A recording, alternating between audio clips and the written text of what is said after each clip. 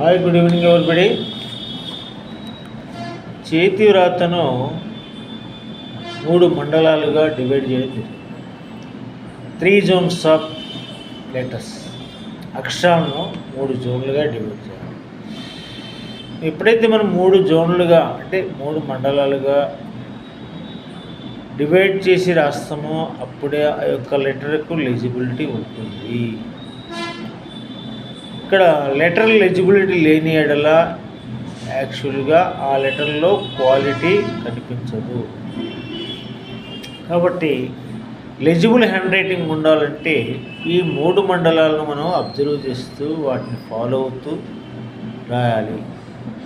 అవుతూ రాయాలంటే ఫస్ట్ మనం ప్రాక్టీస్ అనేది ఇక్కడ చాలా ఇంపార్టెంట్ అనమాట. ప్రాక్టీస్ చేసిన వాళ్ళు మాత్రమే దాన్ని ఒక లెజిబుల్ హ్యాండ్ రైటింగ్ రాయడానికి అవకాశం ఉంది. ఇక్కడ ఫర్ ఎగ్జాంపుల్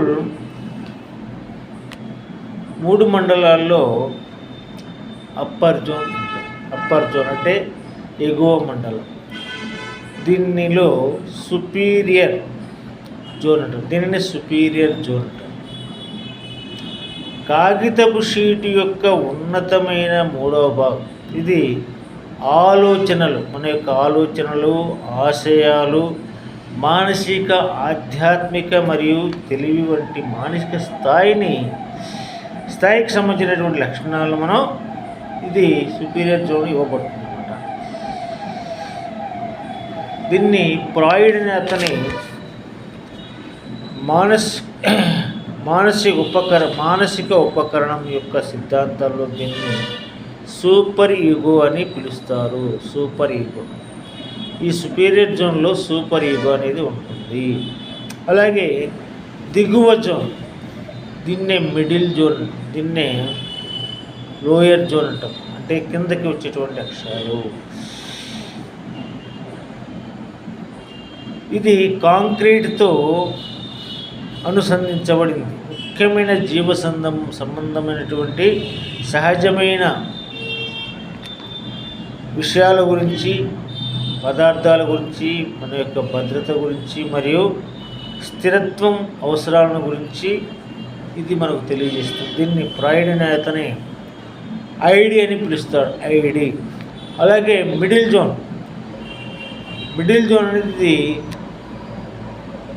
శరీరంలోని బాడీ అన్నమాట.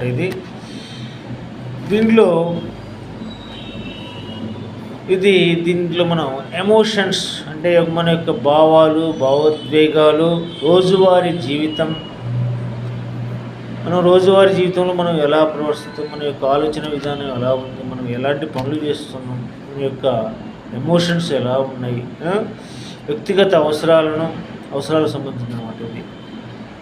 అందుకే దీన్ని ఫ్రాయిడ్ అనే అతన్ని అహం అంటే ఈగో అని గుర్తించారు. ఇది వ్యక్తి యొక్క ప్రస్తుత మరియు వాస్తవిక సూత్రాన్ని సూచిస్తుంది.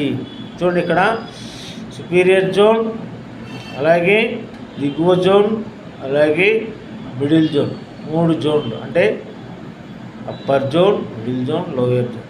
ఈ 3 మండలాలను మనం సమన్వయం చేస్తూ లెటర్ యొక్క